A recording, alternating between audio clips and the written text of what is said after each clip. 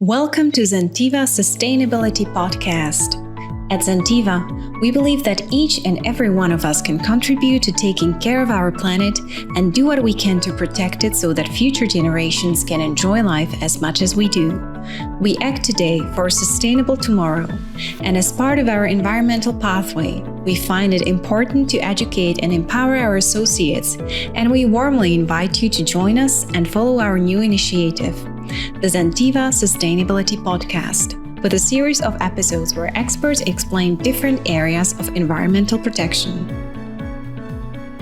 One of the most impactful ways we can all contribute to sustainability is through our food choices. Embracing a vegetarian diet, even partially, is a powerful step towards reducing our environmental footprint. By choosing plant-based foods over meat, we can save valuable resources like water and land, reduce greenhouse gas emissions, and help preserve our planet for future generations. In today's episode, we will explore the importance of vegetarian food, discover fun and tasty vegetable substitutes for meat, and celebrate the rich vegetarian traditions of Indian culture. We will also share how these choices can benefit not only our health but also the health of our planet. So join us on this journey as we delve into the delicious world of vegetarian cuisine and learn how we can all make a difference by embracing more plant-based meals. Let's get started and make a positive impact together.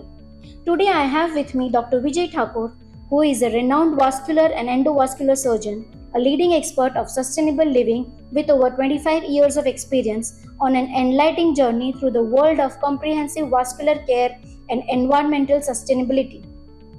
Dr. Thakur is garnered by an impressive educational background with a multitude of global fellowships and has made a significant contributions through more than 25 plus research and publications, still counting. Tune in to learn more from an expert who is underscoring the influential presence in the field and also serving as a Secretary of Vascular Society of India and board member of Vicon and Adicura, the Vijay Thakur.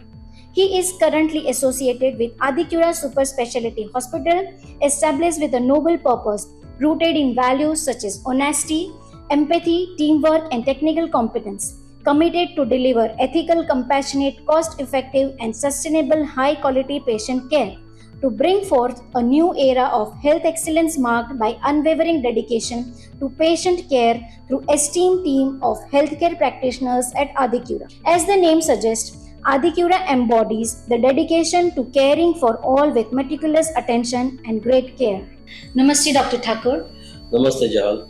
So let's deep dive in. Dr. Thakur, as an expert, can you tell us why is vegetarian food important for our health and the environment? Sure, Jahal. Vegetarian food is very, very important for our health and planet both. There are many reasons. Vegetarian food certainly benefits human being by many ways. To begin with, let's talk about immunity. Vegetarian food is very highly rich into nutrients. It contains a lot of amino acids, antioxidants and minerals, and thereby it boosts immunity. It helps immunity development and prevents many diseases. 2. Vegetarian food is very low in calories, very low in saturated fats, and thereby it reduces many cardiovascular diseases and type 2 diabetes. Being low calorie diet, it also helps in weight management. Third, vegetarian diet is very high fiber diet, which also reduces cancer, especially like colon cancer. And very important fourth, unlike non-vegetarian diet, vegetarian diet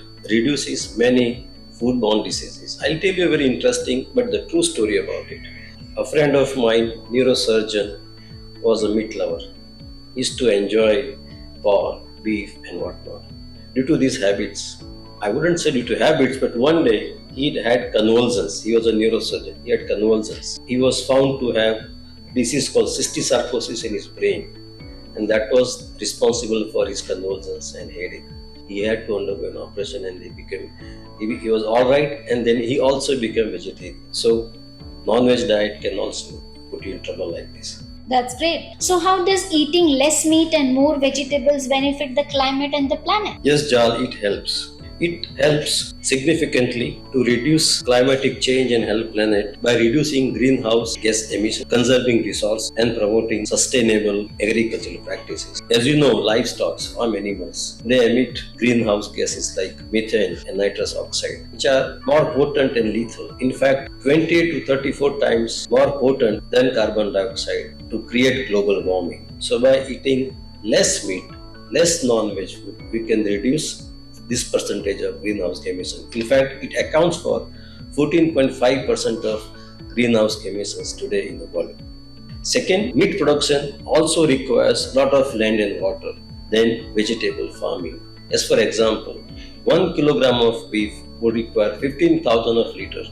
When you compare this with vegetarian food, you don't need a lot of water like this. Water crisis is a very, very important global issue. All of us should be careful and mindful about it. Luckily, in India, non-veg or meat consumption is much less than the global counterpart. It is nearly 4.4 kg per year as compared to 43 in the world. But still, we should try to reduce whatever we can. By shifting to plant-based diet, we can reduce greenhouse emissions. We can conserve valuable resources. We can use land wisely for better cropping practices. We can reduce chemical inputs and its toxicity. So I believe eating less meat, being vegetarian, certainly helps in climate and planet growth. That's fascinating. In Indian culture, we have a concept of Swadeshi, which emphasizes the importance of local food. India is one of the countries with highest numbers of vegetarians, I guess approximately 29.5%. Can you share some personal anecdote? Yes, I have a very interesting story to share. As a young boy, when I was in a school, I had gone to a friend's house for a dinner. And at a dinner party, there was a huge spread of a non-vegetarian food. Being a vegetarian, I had nothing much to eat. But I saw that many boys were relishing the food, they were enjoying it most. And I had some vegetarian food to eat. When I came back home, my grandmother asked me how was the party. And I told her about the food which was served there, a lot of non-vegetarian food. She didn't like the idea of non-veg food. She became really wild. She told me that imagine if somebody kills you and eats, what would be the reaction of the family? She told me that only carnivores eat non-vegetarian food. Are you carnivores? This statement really imbibed in my brain, my heart, so much so that I am a vegetarian yet and today. The story goes on. Many years later, in fact, few decades later, during my fellowship programs overseas, somewhere in Europe, again I was invited for a dinner party. And as you must be aware, the entire food was non-vegetarian. Name and it was there, and there were very few for the vegetarian like sandwich, lentils, lettuce, etc. But this is not a complaint. I was happy though. A friend of mine asked me that, man, look what you are missing. The delicious taste which is people are enjoying. I said, look, you do not know what you are missing. You try this, and when you try this, you'll realize this is not bad. And you are helping environment, planet, and yourself by many ways. I did not eat because the idea of vegetarian food is still in my mind. Years later, I came to know that the same friend had become vegan, in fact, not only vegetarian, and is a vegan person now. So, vegetarian food certainly helps to sustain the environment and livelihood. In fact, there are countless delicious and satisfying vegetable substitutes for meat like mushrooms, jackfruit, tofu and tempeh, lentils and beans, which have a meaty texture, which are high in fibers, and certainly they're also rich source of protein. So we have a very good alternatives.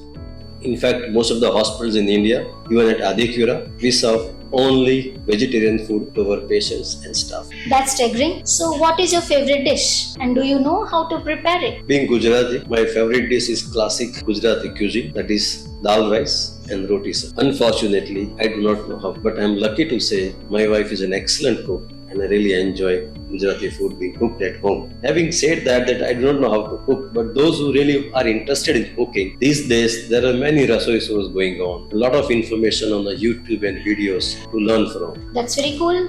You can serve us someday. But doctor, what about food waste? How can we reduce food waste in our daily lives? Food waste is really a serious and a critical issue. Luckily, in India, we have a tradition of using every part of the food we prepare, any leftovers. As for example, we use vegetable peels to make our broths and soups. We use our leftover rice to to make dishes like idli dosas. We use our rotis to make khakras, etc. So we are very, very cautious about not wasting food. And I believe that we should have some kind of penalty made or taxes on those people who really waste food, like especially in social gatherings, weddings, etc. Before we wrap up, is there any final message you would like to share with our listeners? Yes, Jahal, all of us must remember that sustainability is a journey, not a destination. To sustain anything, all of us need to put continuous mammoth efforts. For that, we should be informed, we should make conscious decisions and motivate people around us. To begin with, to make sustainable living, to make healthier planet, I think we start with a single step today, and that is plant-based vegetarian diet. Test the difference and make a simple change